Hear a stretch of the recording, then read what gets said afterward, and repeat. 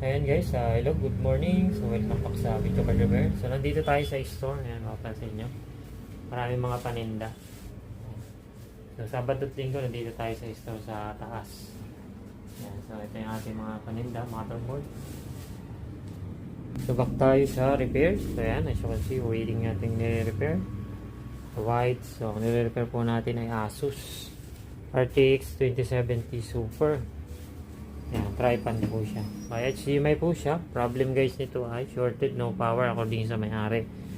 Yan. Pero upon checking guys, naglalangis-langis po. Siguro galing to mining or may repair history. Marami pong langis yung kanya mga VRAM. Tsaka yung kanyang MOSFET. As in talaga naglalangis-langis. Siguro parang thermal pad residue. So hindi natin alam kung anong naging repair history. Kung may repair history siya. Yan. Basta according sa may-ari, pinadala lang po kasi ito via LBC.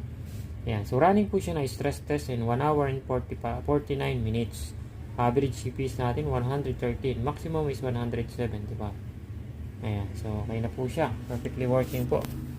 So GPU temperature natin is, ito po siya. Sana. Ayan, ito yung ating GPU temperature, 72 degree. Ang hotspot is CT6, yan. 34% yung fan speed. Hanggang 100% po ang fan speed niya. Yung sagad.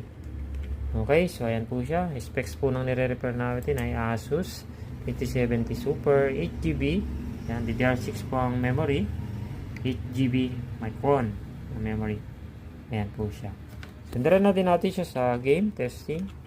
Ayan, napansin nyo. So ito lang ang FPS natin. 60 FPS lang siya kasi nakasagad po ang lahat ng settings niya. Pag binaba po natin yung FPS niyan, pag binaba natin yung mga settings, tataas naman ng FPS.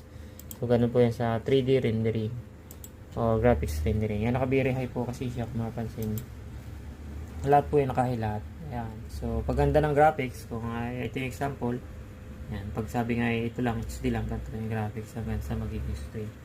So, yun, siyempre, pagtaas ng ganda ng is, yun, bababa yung FPS niya. Yan. So, depende rin sa motherboard. So, motherboard kasi natin is i7 siya na 9 gen, tapos H310 na yung motherboard. So depende pa rin yan sa motherboard guys. Yeah, so yung mga reading. So sa system unit na to, ito lang yung nakukuha natin mga specs at saka yung video card. So gumagana naman po ng maayos. Yan, wala tayong nakikitang issue. Ito may power siya, as you can see. Okay, meron pa tayo repair dito lang piraso yung running this stress test bila. So dito lang tayo sa store ngayon kasi walang tao sa store kaya. So yan ang ating update sa Video Card Repair. So nga dito na lang.